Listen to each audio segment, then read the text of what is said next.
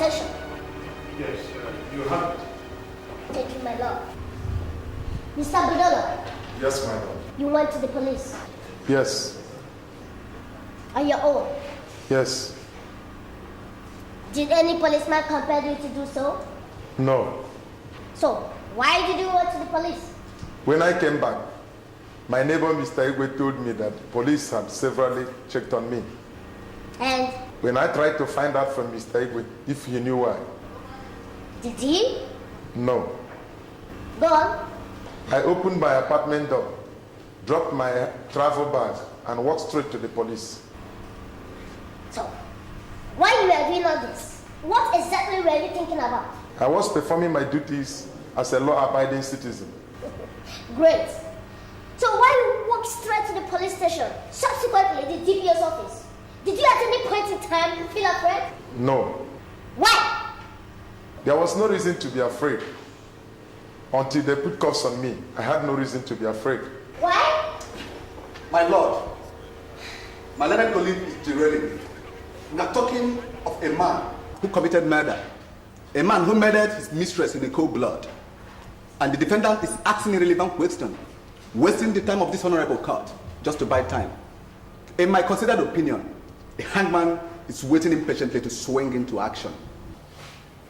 Counsel, why don't you let me determine that? You may continue, defense counsel. Thank you, my lord. My lord, the guilty, they say, is always afraid. Now, let's see the nerves of this prosecution counsel by assuming that this man standing before you is actually perpetrated this crime. Objection, my lord. A weight assumption is being violated. This man standing here is as guilty as Cain, and it won't be to the interest of this honorable court to allow the defense counsel to lead this court astray. Counsel, you are overruled. Thank you, my lord. Now, let's assume that this man is as guilty as charged. Now, it will go on in history for the first time in this country that a man guilty of murder actually submitted himself for an arrest by walking straight to the police station.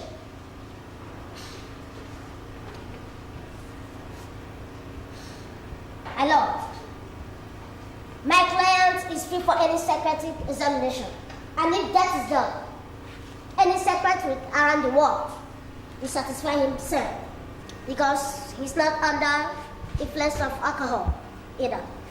It would amount to another miracle for a man guilty of murder submitted himself to the police station. Oh yes, there are witnesses. And my learned colleague here tried to make this court believe that my client actually beheaded his mistress. And have read cases as a law student. And have read, seen, and heard thousands of false witnesses around the globe. And my lord, if our technology has improved, I would like to call the so-called witnesses to pass through a lie detector. My lord, my relationship with the earth's surface. I beg your pardon? I mean, being very close to the ground. Order! Yes, my lord. Because I'm very close to the ground, I can detect a liar, even before he opens his or her mouth. Yes, my lord. You may not notice that. The so-called witnesses are very far from telling the truth. But if you don't mind, my lord, I would like to cross-examine the so-called witnesses now. Objection! Are you aware, counsel, that there are laid-down procedures in this court? Very much aware, my lord. I am also aware of the giant legal jargon beyond every reasonable doubt. And besides, this man is standing in a timberlands, and he will lose his life if found guilty.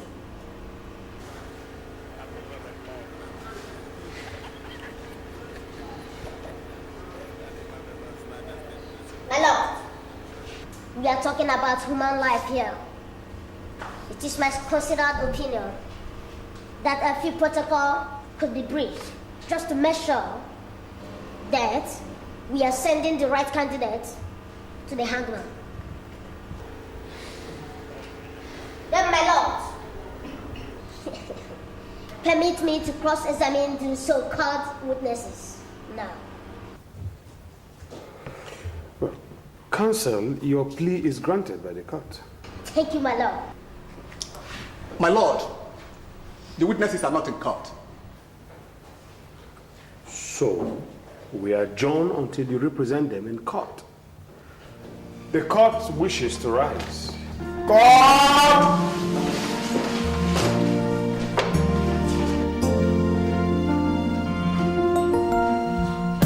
Criminals are everywhere.